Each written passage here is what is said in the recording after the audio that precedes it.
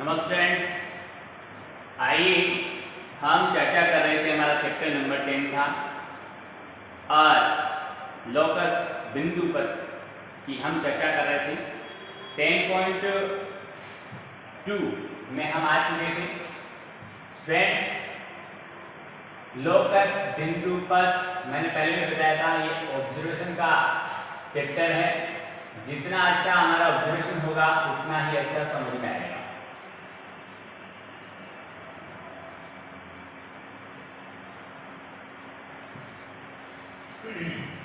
तो देखिए, हमने कल चर्चा की थी कि एक माध्यिका की एक त्रिभुज की तीनों माध्यिकाएं संगामी होती है और तीनों माध्यिकाएं जिस बिंदु से होकर गुजरती है उसे त्रिभुज का केंद्र कहते हैं। केंद्र प्रत्येक माध्यिका को 2:1 में अंतर विभाजित करता है।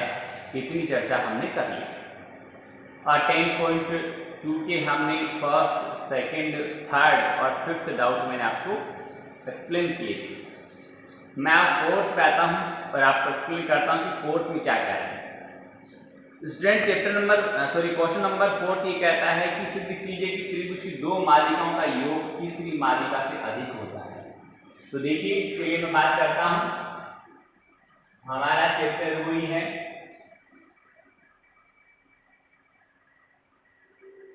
बिंदु पथ।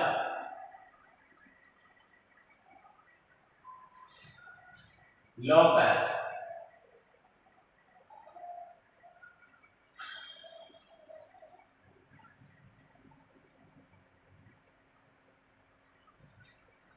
सवाल संख्या 4 की बात करते हैं हम कि एक त्रिभुज की दो माध्यिकाओं का योग तीसरी से सदैव अधिक होगा। मैंने त्रिभुज एबीसी में माध्यिकाएं एडी, बीई और सीएफ खींची है जो बिंदु जी पर प्रतिच्छेद करती है। अब हम त्रिभुज की बात करते हैं। एक त्रिभुज लेते हैं, ठीक है। त्रिभुज हमारे पास जो है उसमें हम कंस्ट्रक्शन भी कर सकते हैं और कंस्ट्रक्शन करें तो ज्यादा इजी तरीके से हो जाएगा, वरना हमें 2-3 बार इसको लेना पड़ेगा।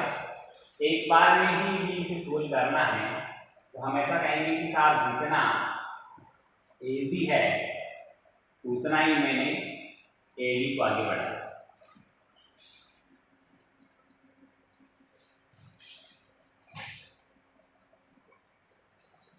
आप आगे देखिए, मैं गिवन में कुछ नहीं, बस इतना सा है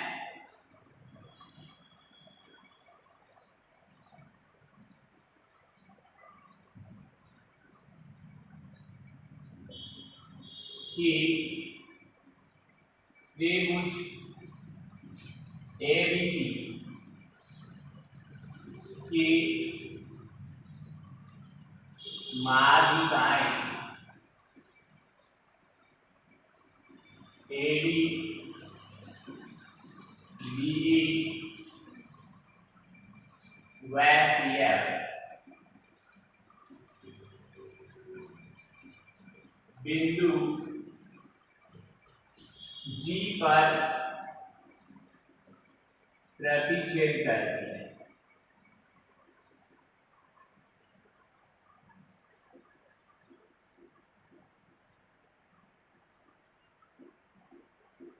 ठीक है, आगे देखिए आगे क्या है। मैं ये कहता हूं रचना में, पहले प्रूफ लिखता हूं क्या सिद्ध करना है। हमें प्रूव करना है कि दो माध्यिकाओं का योग, कोई सी हो सकती, एडी और प्लस बीई का योग बड़ा है सीएफ से। ये इसके लिए सेकंड कंडीशन चेंज हो सकती है। एडी प्लस सीएफ बड़ा है बी से। और थर्ड कंडीशन और चेंज हो सकती है कि बीई प्लस सी एफ बड़ा है ए बी से। ये तीनों में से एक को हम सिद्ध करते हैं तो बाकी इसी तरह से दोनों भी हो जाएंगे। हम कंस्ट्रक्शन की बात करें, रचना की स्टूडेंट्स हम बात करें तो हम एडी को आगे बढ़ाएंगे एच तक। कितना? जितना एजी है उतना ही जीएच है, और एच को बी और सी से मिला दें। एच को बी और सी से मिला दें। समझ लीजिए रचना में यह है कि एडी को बिंदु एच तक इस प्रकार आगे बढ़ाया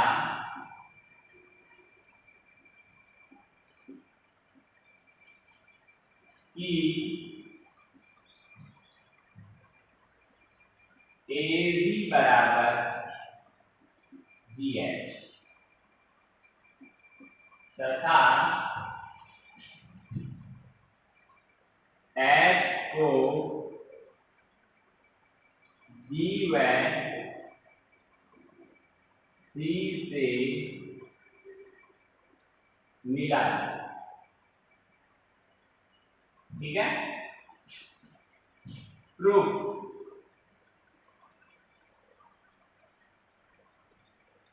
यह है कि त्रिभुज ए बी एच में एफ ए बी का तथा जी ए डी का सॉरी ए एच का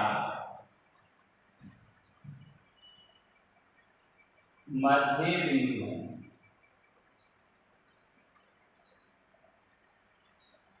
मध्य बिंदु है।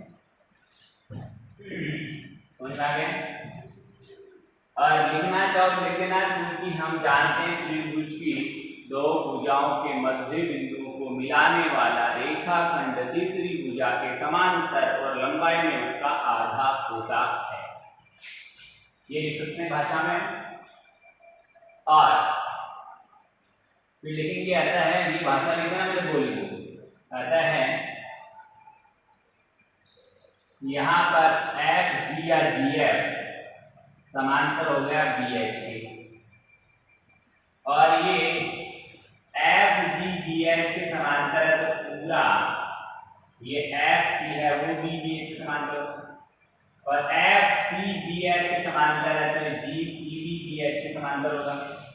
तो यहाँ लिखूंगा तब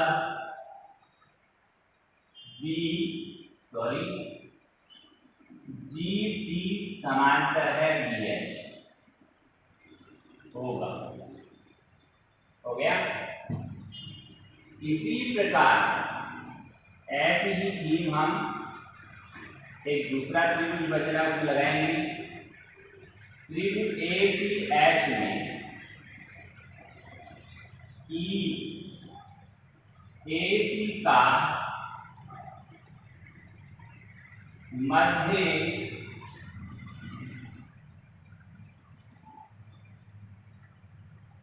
बिंदु है। दोनों साथ में लिखूं तथा अभी बताया मैंने जी ए एच का मध्य बिंदु है। ओके, तब देखना आता है जी ई समांतर है एच सी, तब जो हमारा बीजी है वो समांतर होगा HC। चाहो तो उसको समीकरण संख्या 1 और इसको 2 दे दो। फिर लिखना समीकरण 1 को है 2 से तुलना करने पर। आगे लिखिए यहां पर समीकरण 1 व 2 से BH CG एक समांतर चतुर्भुज है और समांतर चतुर्भुज की सम्मुख भुजाएं समान होती हैं, यानी BG बराबर HC है और CG बराबर HB है। आप कहेंगे क्योंकि त्रिभुज की दो भुजाओं का योग, त्रिभुज की दो भुजाओं का योग तीसरी भुजा से अधिक होता है। तीसरी भुजा से अधिक होता है।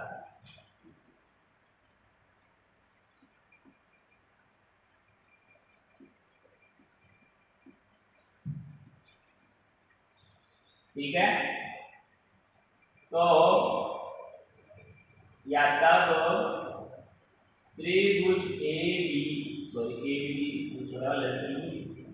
त्रिभुज लिया हमने GBH, क्या GBH, GB और H। दो विषय लेता हूं में BG plus BG plus GH बड़ा है BH से। BG को एक बार BG पढ़ा लेना, GH AG के बराबर है और BH CG के बराबर है। इतनी बात समझ में आ गई। अब यहां आगे जगह पड़ी, BG है वो माध्यिका BE का बड़े वाला भाग है। The largest part of a median is 2/3 of given median। किसी भी माध्यिका का बड़े वाला भाग उस माध्यिका का 2/3 होता है। तो ये BG है वो 2/3 BE का है, CG है 2/3 CF का है और जो AG है वो 2/3 AD का है। तो मैं 2/3 BE लिखा, 2/3 AD लिखा और 2/3 CF लिखा। हाँ जी, अब हम क्या करेंगे स्टूडेंट्स के 2/3 कैंसिल कर देंगे, तो रिजल्ट आया BE प्लस AD बड़ा है किससे, CF। ये हमारा एक रिजल्ट आएगा जो हमने 3 बताया थे उनमें से। अब मैं इस त्रिभुज लेता, देखना GCH लेता, तब क्या आता HG प्लस CG और बड़ा है CH से। CH को और किससे बड़ा आता, BG से। यानी अब की बार रिजल्ट आता वो आता AD प्लस CF बड़ा है BE से।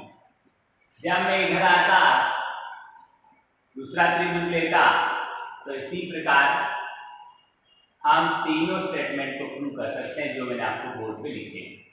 और उसके अकॉर्डिंग त्रिभुज की किन्हीं दो माध्यिकाओं का योग सदैव तीसरी माध्यिका से अधिक होता है। The sum of the any two medians is always greater than third median.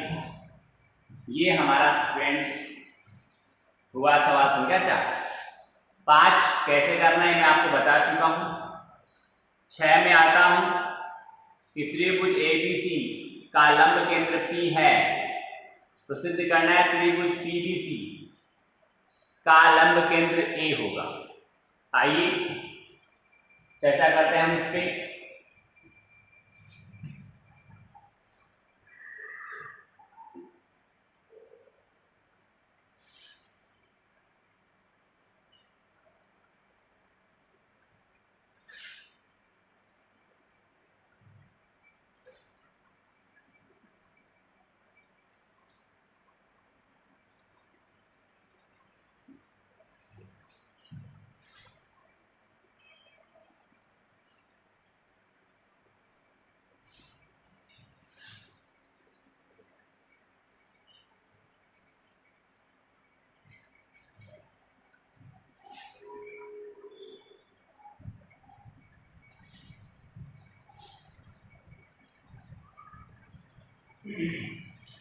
आइए सवाल संख्या 6 की बात करते हैं।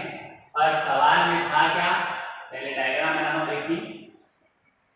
किसी त्रिभुज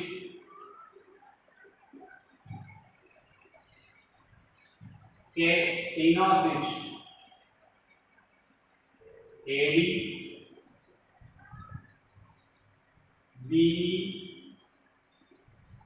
व सीएफ बिंदु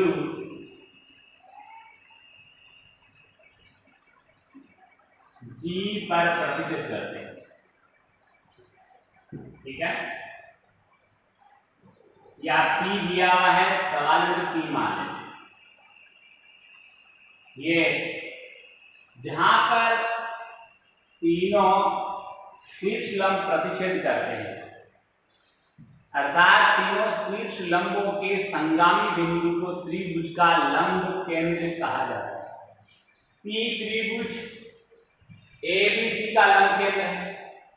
हमें सिद्ध करना है कि त्रिभुज जो पीबीसी है उसका लंब केंद्र A होगा। ये छोटी सी बात आपको समझने के लिए थोड़ा सा कॉमन सेंस यूज करना है, भाषा में ज्यादा समझना है, इसको लिखना कम है। देखिए पहले समझिए, लंब केंद्र कौन होता है? जहां से तीनों शीर्ष लंब गुजरते हैं। अब शीर्ष लंब क्या होता है? जब किसी त्रिभुज के एक शीर्ष से सामने की भुजा पर लंब डाला जाए तो उसे शीर्ष लंब है। जैसे A से BC के ऊपर AD लंब है, B से AC के ऊपर BE लंब है, C से AB के ऊपर CF लंब है। समझ में? अब ये तो दिया हुआ कि PABC का शीर्ष लंब यानी लंब केंद्र है, शीर्ष लंबों का संगामी बिंदु है लंब केंद्र। अब A यदि PBC का लंब केंद्र है तो A पर PBC की तीनों भुजाओं पर खींचे गए लंब संगामी होने चाहिए। मैं बात करता हूं PBC की, देखना भुजा BC का लंब कौन है? A से जा रहा है। फिर भुजा CP या PC के ऊपर लंब यहां से नहीं डल सकता। जो अधिक कोण त्रिभुज है, अधिक कोण त्रिभुज में तीनों शीर्ष लंब त्रिभुज के अंदर नहीं मिलते, यानी लंब केंद्र त्रिभुज के अंदर नहीं होता, क्योंकि अधिक कोण त्रिभुज में केवल एक शीर्ष लंब प्रत्यक्ष में उस भुजा के ऊपर खींचा जा सकता है, पर बाकी दो शीर्ष लंब प्रत्यक्ष में उस भुजा पे नहीं खींच सकते। फॉर एग्जाम्पल, ये एक अधिक कोण त्रिभुज है, थोड़ा और बड़ा कोण वाला तो ये लो, ये अधिक कोण त्रिभुज है। आप ऐसे शीर्ष लंब खींचोगे वो तो चला जाएगा, पर आप इस भुजा के ऊपर लंब डालोगे तो कैसे लाओगे? ऐसे लाओगे तो कोण यहाँ 90 का नहीं बनेगा। तो 90 का कोण बनाने के लिए इसको काल्पनिक रूप से इसको बाहर बढ़ाएंगे और यहां से सीधा इसके ऊपर ये लंब डालेंगे। तो ये जो लंब है वो लंब इस पूरी भुजा के ऊपर कहलाएगा, चाहे कितनी लंबी खींचो। और ये लंब है वो इस त्रिभुज की ऊंचाई हाइट कहलाएगा। ये भी त्रिभुज की हाइट है। यदि ये आधार है तो ये ऊंचाई है, यदि ये वाला आधार लेते हो तो ये ऊंचाई है। अब तीसरी भुजा और बच गई, इस पे लंब डाले तो यहां से डाले, तो यहां से डाले तो यहाँ 90 का कोण नहीं बनेगा। तो इसको अपन आगे बढ़ाते हैं, काल्पनिक रूप से बढ़ाया और यहां से यू लंब डाला, आ गया ना बोलो। अब इनको अपन आगे बढ़ाते हैं, थोड़ा सा इसको पहले करना होगा। यहां से हम इसे आगे बढ़ाते हैं, इसको आगे बढ़ाया, इसको भी आगे बढ़ाया और इसको भी हम आगे बढ़ाएंगे तो तीनों एक बिंदु पर जाकर प्रतिच्छेद करेंगे। तो ये जो तीनों शीर्ष लंबों का संगामी बिंदु जिसे अपन लंब केंद्र है कहते हैं, वो त्रिभुज के अंदर नहीं है। तो स्टूडेंट इस प्रकार आप कहेंगे कि सी पी या पीसी का शीर्ष लंब बीए है और पीबी का शीर्ष लंब सीए है। अतः त्रिभुज पीबीसी के तीनों शीर्ष लंब बिंदु ए से होकर गुजरते हैं, अर्थात पीबीसी का लंब केंद्र ए होगा। बहुत बहुत धन्यवाद।